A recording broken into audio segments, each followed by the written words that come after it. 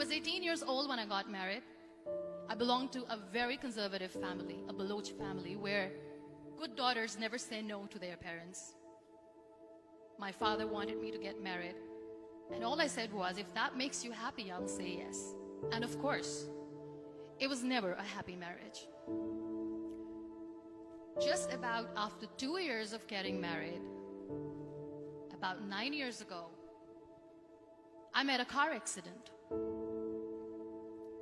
Somehow my husband fell asleep and the car fell in the ditch. He managed to jump out, saved himself. I'm happy for him. But I stayed inside the car and I sustained a lot of injuries. The list is a bit long. Radius ulna of my right arm were fractured. The wrist was fractured. Shoulder bone and collarbone were fractured. My whole rib cage got fractured. But that injury that changed me and my life completely was the spine injury. Many people came to rescue. They gave me CPR. They dragged me out of the car. And while they were dragging me out, I got the complete transection of my spinal cord. Those 2.5 months in the hospital were dreadful. I was at the verge of despair. One day, doctor came to me and he said, well, I heard that you wanted to be an artist, but you ended up being a housewife. I have a bad news for you. You won't be able to paint again. Next day, doctor came to me and said, your spine injury is so bad, you won't be able to walk again. I took a deep breath and I said, it's all right. Next day, doctor came to me and said, because of your spine injury and the fixation that you have in your back, you won't be able to give birth to a child again. That day, I was devastated. I started to question my existence. Why am I even alive? So what kept me going was, one day I asked my brothers, I know I have a deformed hand, but I'm tired of looking at these white walls in the hospital and wearing these white scrubs. Bring me some colors, bring me some small canvas. I want to paint. So the very first painting I made was on my deathbed, where I painted for the very first time.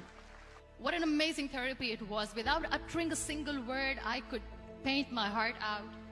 I could share my story. People used to come and say, what lovely painting. So much color. Nobody could see the grief in it. Only I could. And that day I decided that I'm going to live life for myself.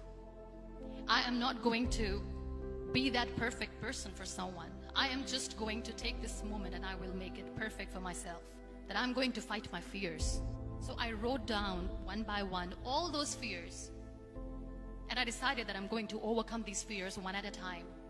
You know what was my biggest fear? Divorce. But the day I decided that this is nothing but my fear, I liberated myself by setting him free. And I made myself emotionally so strong that the day I got the news that he's getting married, I sent him a text that I'm so happy for you and I wish you all the best. And he knows that I pray for him today. Number 2 was, I won't be able to be a mother again. And that was quite devastating for me. But then I realized there are so many children in the world, all they want is acceptance. So there is no point of crying, just go and adopt one. And that's what I did.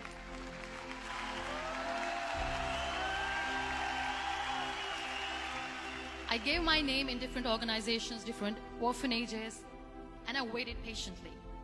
2 years later, I got this call from a very small city in Pakistan. I got a call and they said, are you Muniba Mazari? There is a baby boy and would you like to adopt? I could literally feel the labor pain. I said, yes, yes, I am going to adopt him. I am coming to take him home. And that day, Niall was 2 days old, and today he's 6. You know, when you end up being on the wheelchair, what's the most painful thing? People think that they will not be accepted by the people because we, in the world of perfect people, are imperfects. So I decided to appear more in public. I started to paint. I have done a lot of modeling campaigns. I decided that I'm going to join the national TV of Pakistan as an anchor person. I became the National Goodwill Ambassador for UN Women Pakistan, and now I speak for the rights of women, children. I was featured in BBC 100 Women for 2015. I'm one of the Forbes 30 under 30 for 2016. So when you accept yourself the way you are, the world recognizes you. It all starts from within. We have this amazing fantasy about life. This is how things should work. This is my plan. It should go as per my plan. If that doesn't happen, we give up. I never wanted to be on the wheelchair. Never thought of being on the wheelchair. This life is a test and a trial, and tests are never supposed to be easy. So when you're expecting ease from life, and life gives you lemons, then you make the lemonade, and then do not blame life for that. It is okay to be scared. It is okay to cry. Everything is okay, but giving up should not be an option. They always say that failure is not an option. Failure should be an option, because when you fail, you get up, and then you fail, and then you get up, and that keeps you going. Embrace each and every breath that you are taking. Celebrate your life. Live it.